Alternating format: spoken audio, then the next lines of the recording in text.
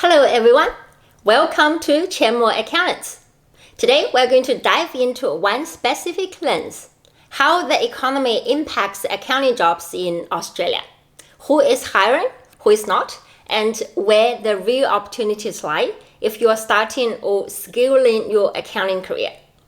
Now we know there are other major forces reshaping the industry right at the moment, like the AI, the automation, and offshoring. I will talk in future videos about those factors.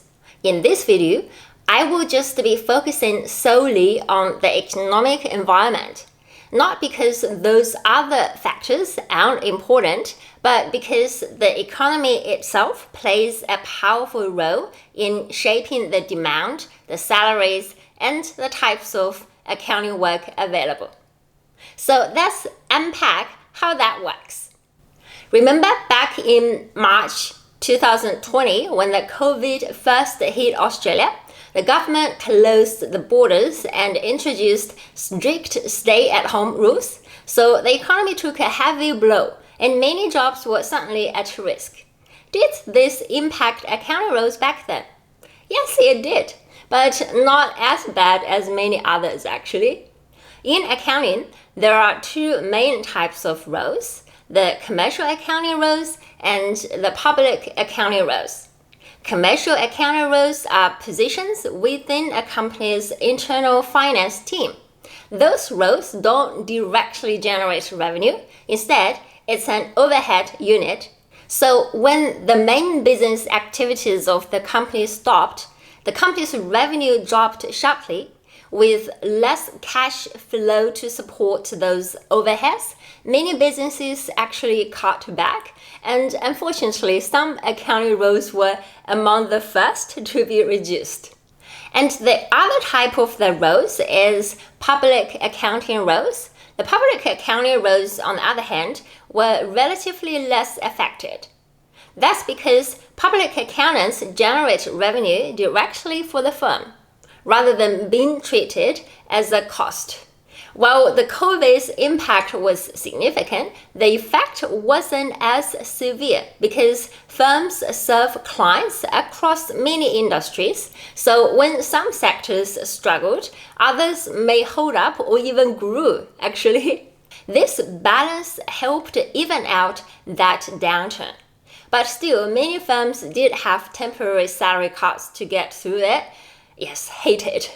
But the good news is many accounting firms, even small and medium-sized ones, eventually managed to sustain operations without significant staff layoffs. So, overall, accounting is affected by the economy to some degree. And now let's dive into in what ways exactly.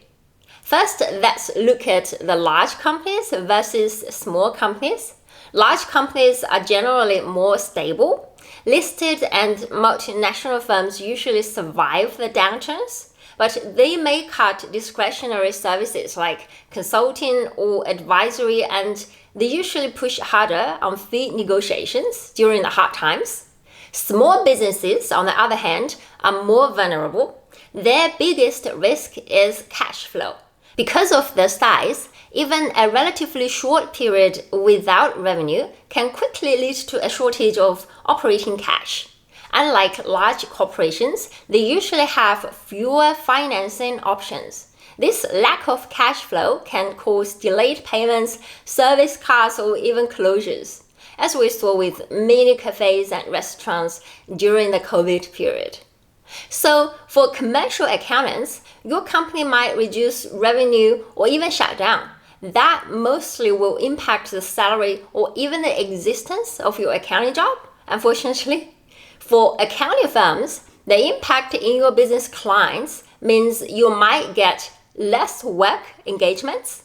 And even you have done the work, you might get a late paid fee. So that does impact your roles too. Many accounting roles' wages was reduced during the COVID time, but after the COVID, wages actually have rose back and even further higher due to the inflation and the market pressures. Currently, well into the end of 2025, there is actually lack of experienced accountants in the Australian market.